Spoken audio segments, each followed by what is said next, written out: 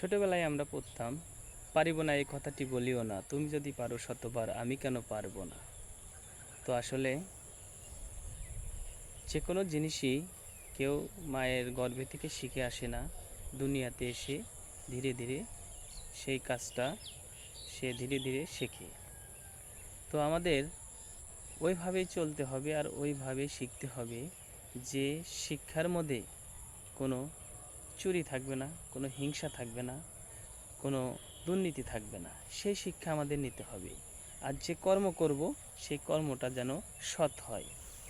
টাকাই তো রে ভাই, টাকা এই আছে, আজ আছে কাল নেই। সকালবেলার বাদশা ফকির সন্ধ্যাবেলা। তো সৎ পথে থেকে যদি আমি অল্প টাকা ইনকাম করে থাকি, ওটাই হলো ভালো। আর অসৎ পথে কোটি কোটি টাকা কামাই করে আপনি কি করবেন? আপনি তো এক টাকাও নিয়ে যেতে পারবেন না। আপনি সবগুলো টাকাই রেখে যেতে হবে।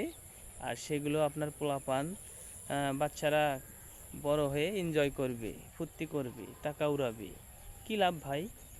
আপনি সম্পদ জমা করা কি দরকার?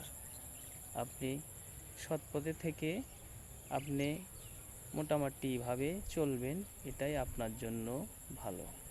ভালো থাকবেন সবাই।